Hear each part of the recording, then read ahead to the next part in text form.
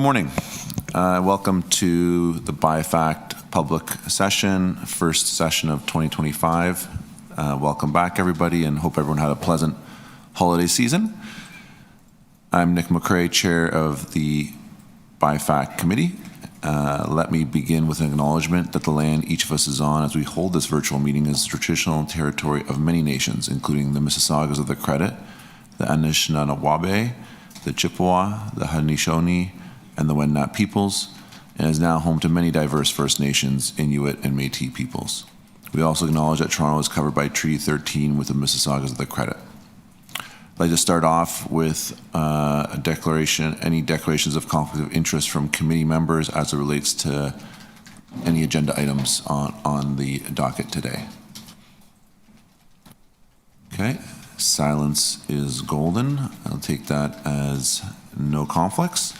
We'll now move to the approval of the public agenda items, and I'll ask committee members for items they'd like to hold. Go ahead.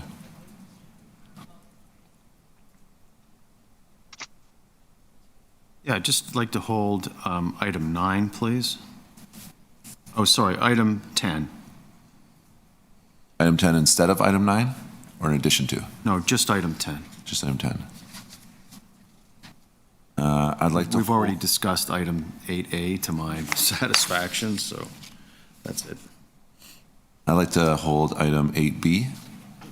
Okay. Anything else? Any other items to be held?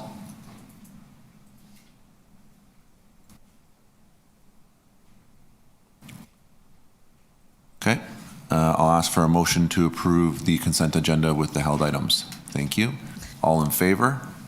Thank you. Carried. With that, we'll go right to item 8B.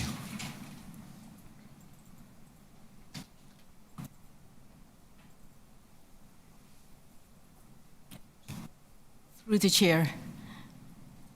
Do you want to start? Any questions? Did you have a question? I'm just going to offer you to start. Okay, no, I'm happy to start. Mine was actually a relatively minor one. If I read correctly, the original tender was in 2021, and change order is happening now. I'm just curious, like the work, did it start in 2021? It's still going? Like, it seems like a long time since that original tender. This is the design contract, and we did have a competitive design contract to go out, and we were awarded to the lowest qualified bidder for the contract. And that architectural company did not do very well, so we ended up terminating our relationship with the original vendor, and we brought in the second lowest bidder to do the work. And because we brought in the second lower bidder as a direct award, so that we are bringing the change order to BIFAC for approval. Yeah, so I saw that, and that all makes sense to me. But I think the original tender was in early 2021, so like almost like 3.5 years ago. So the design work didn't happen for 3 years, or like I'm curious why the change order is like so late.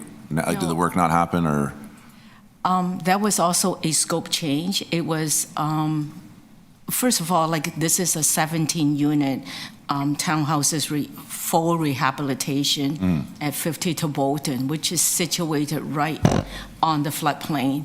And because it's already on the floodplain, it has a lot more design requirements. And halfway through the design process, the whole scope was revised to include it as a passive house specification. So that took a while longer. And because we have a floodplain dealing with conservation authority, there's a lot more stringent requirements as well. And because we're dealing with passive house, we also have energy modular to give us the right work. And the building permitting took a lot longer than we would like. And this is also a first passive house that we are building in TCHC. How long do you expect the work to take from this point? I started last year. We're looking into completing in 2 years' time, assuming that there's no other major things happening, because we're doing work last Christmas, just couple weeks ago, and we got a letter from the city saying that, hey, you guys are not permitted to do this building. And we go, we got a building permit issued, so we have to stop work. And we were working with the city to confirm that the permit that we got is truly indeed okay for the floodplain, okay for everything. So that's gone through some confusion right now. But I believe that my staff has met with the city, and I think they understand that we do have a permitted set of drawings that we could go on to continue building the work. Appreciate that. Okay, that's helpful. It never ceases to amaze me in terms of the building and development dealing with the city and time, but 3.5 years did strike me as relatively long to be sort of still in the design phase. Okay. Through the chair, thank you. We had very similar questions, I think just with respect to table 1 to confirm my understanding. The additional request for fees in change orders at this time is meant to purely get us to completion of design phase, and you still have anticipated construction costs to follow to deal with implementing that design. That amount included a $50,000 contingency just for unforeseen site conditions, as well as extra contract administrative services, because certifying like passive house work is a lot of work. Already in the last 3 years, the standard has changed, so it's good to hear you're working with a passive house consultant to be able to, hopefully we've understood the testing and the certification requirements, and they're incorporated in the plans to date so that we're current. But is there an anticipation of construction-related costs to support after this design phase, or is the fees that we're seeing all in for what to expect on this property? This change order is strictly on the design fees. So far, I have not seen any major construction extra yet, but we're still, early in the construction, so. Got it. So it's probably premature to figure that out at this stage. Potentially. Okay. That's it for my extras. So I'm kind of shocked. Sean, I imagine, I don't know if you were shocked, but this building's been empty for 15 years. So if I do the math correct, that's like 2009. Unless that one is a mistake and it's only been 5 years, which would be fine, I suppose. But it's 15 years empty. So I'm wondering, I don't know how that happened. There's a lot of background information missing, and there's no point in going into it as long as we're finally progressing. But do we have any other buildings that have been vacant, that are vacant or have been vacant for, a decade and a half? Or a decade? Through the chair, yeah, I agree. It's a long time for buildings to be held vacant. I think one of the big challenges that we face is that we don't typically have. It's a difficult investment to bring a building like that back into a habitable condition, right? It's often quite expensive, and sometimes it's more expensive than it might cost us to build a new building, for example. So unfortunately, we do have some buildings where they do sit vacant for a period of time because of the relative cost of rehabilitating that building. We actually have material that's coming forward and discussions coming forward in the in-camera session where we're going to talk about a portfolio-wide scan of where we have similar buildings that might be in that sort of state. I don't believe we have any others that reach to that length of time, but we'll confirm that in the in-camera. So if this was a private company, we would have looked at that building in 2009, and they would never sit on it for 15 years if this was privately held. They would say, let's sell this building. Let somebody else develop and put people in it. And I mean, this has been this has been unhoused. There's a population out there that could have been living in it for 15 years. And so do we have, as a corporation, do we have the authority to sell off buildings such as this where it's just prohibitively expensive to either replace it or repair it? So through the chair, we wouldn't do that without having a conversation with the city first as our housing service manager. Right. And so again, when we get into the discussion in the in-camera session, we are going to review the whole portfolio and where other buildings like this exist. Right. And we will talk about our approach, which will include discussions with the city on each of these properties and the best way to move forward. I don't disagree with you that would be a very reasonable decision to make, that if we can't develop it, then we should sell it and let someone else do it. But we want to talk about those as a portfolio as opposed to just individual decisions. I mean, I would guess that there are probably CEOs before you that never knew about this property. It's never come to the surface. And so it just kind of, makes me wonder. I'm glad you're gonna take the portfolio-wide scan. I know we have something like 2,100 buildings, but somewhere somebody dropped the ball on this one. Anyhow, that's my comment. Thank you. Go ahead. Through the chair, may I add a couple of information to Sean's comments? First of all, we have to understand that Tobolton is situated on the floodplain. So under the Conservation Authority, they're so tight that they may not even grant a permit if the property is being sold to a private contractor. Secondly, we have 17 units already existing in that area.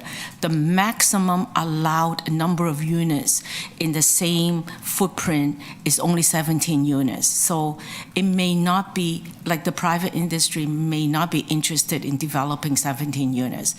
But as far as cost is concerned, it costs about $390,000 to rehabilitate one townhouse unit in the site. So the contract is about $6.8 million for 17 units.